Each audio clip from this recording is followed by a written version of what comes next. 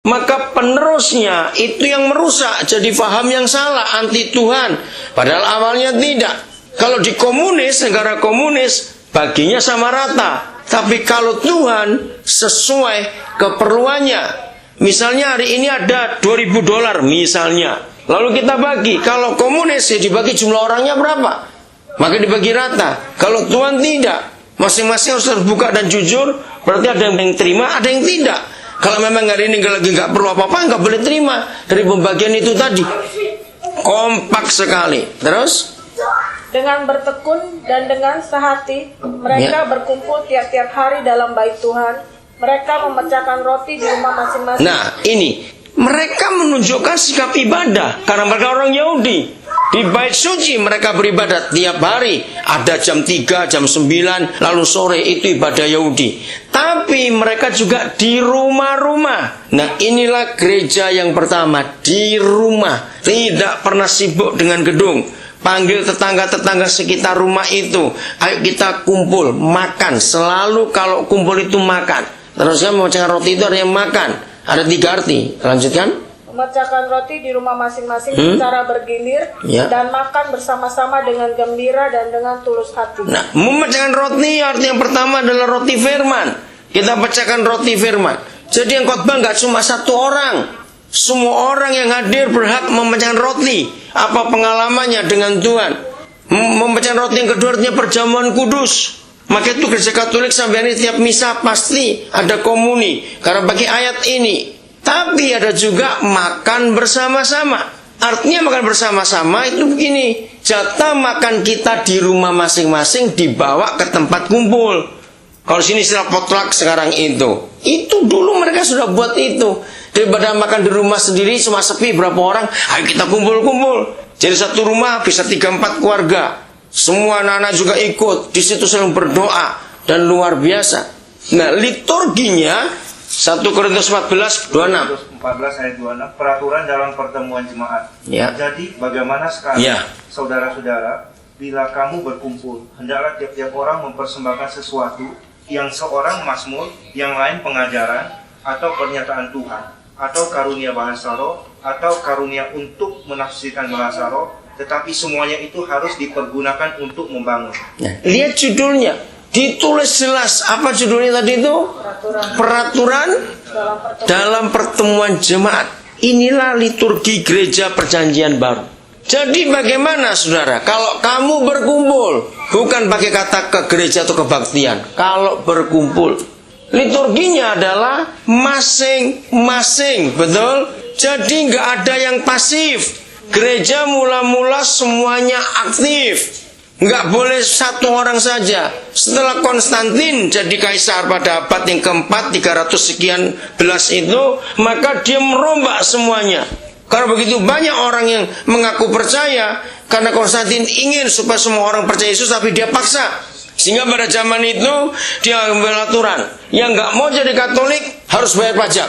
Tapi yang jadi Katolik nggak bayar pajak. Ya orang semuanya nggak mau bayar pajak. Maka itu jadi jemaatnya besar. Lalu Konstantin bilang bangun gedung sekarang ini. Nah disitulah tradisi itu dimulai. Kenapa gereja Katolik ada banyak patung? Karena pada zaman Roma itu patungnya luar biasa. Nah orang-orang masih baru ini, termasuk pendeta-pendeta mereka, ditabiskan langsung jadi uskup dan semuanya itu yang memimpin cuma 1 orang. Itu sejarahnya. Perubahannya itu mulai abad yang keempat 300 sekian itu. Sampai sekarang gereja belum mengalami pemulihan. Hampir 2000 tahun ini. Terlalu lama kita berjalan dalam cara yang salah. Maka itu Tuhan Yesus, Petrus, Paulus, Yohanes tidak pernah 1 kali pun kita mendengar mereka menyuruh kita cari rumah atau cari fasilitas gedung. Tidak ada 1 ayat pun di Alkitab. Jadi seharusnya kita ini berusaha sedapat mungkin kembali pada prinsip Alkitab. Betul tidak? Istilahnya begini saudara, yang tertulis saja belum semua kita lakukan. Sombong betul kita nambah istilah belum gak tertulis untuk kita lakukan.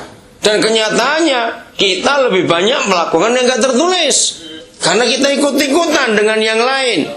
Nah kita harus kembali. Jadi masing-masing, ingat itu, setiap orang yang datang ke komunitas ke community itu untuk berkomuni, untuk berfellowship, itu harus masing-masing mempersembahkan sesuatu. Saudara, saya pernah di Tiongkok, saya pernah cerita itu tahun 82. Ayat ini dipakai oleh gereja di Tiongkok. Sebelum mereka datang ke suatu kumpulan untuk berkomunitas, masing-masing dari rumah sudah tanya, Tuhan saya bawa apa? Itu yang saya kagum. Baik secara benda, ada yang bawa selimut, bawa roti, bawa ayam, bawa obat, bawa sandal. Pokoknya tanya, mau berangkat tanya. Secara materi mereka bawa, nggak cuma uang. Apalagi tahun 82 di Tiongkok uang itu nggak laku, semua pakai kupon.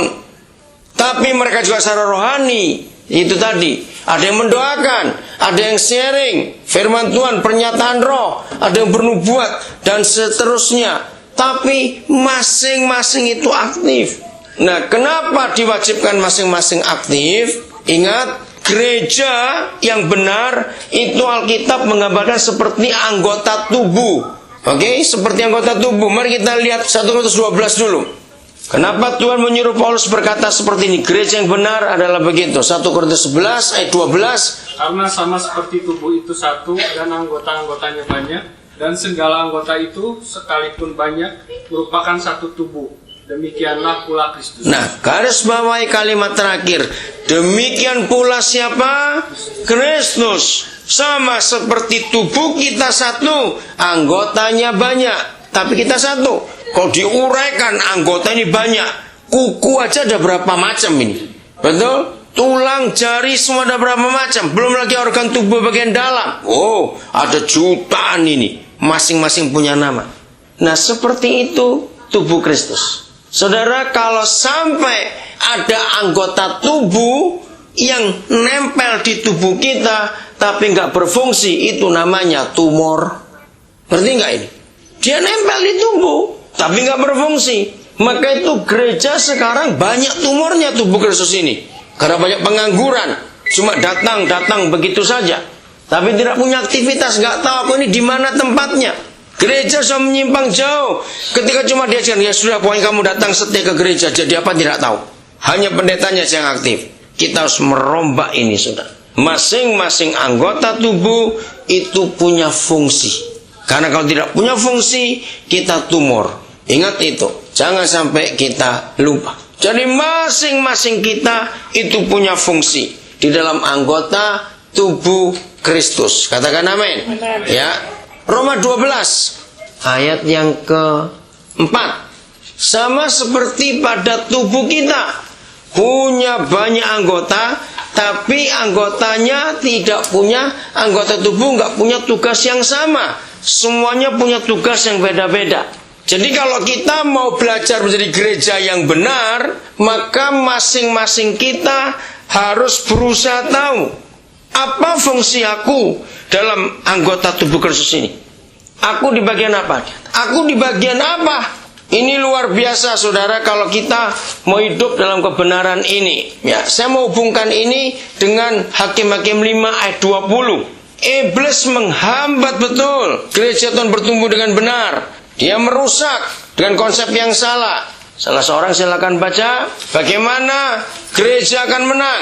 Seperti Deborah menyanyi. Dia menang karena satu cara yang Alkitab sebutkan. Ya, siapa boleh baca? Hakim-Hakim 5 ayat 20. Dari langit berperang bintang-bintang, dari peredarannya mereka memerangi Sisera. Ya, Sisera itu musuh hari itu, dan Deborah sebagai pemimpin perempuan yang pertama ditulis dalam Perjanjian Lama. Nah, waktu dia mimpin peperangan itu, Deborah menemukan ternyata Israel itu membagi tugasnya dengan tepat sekali.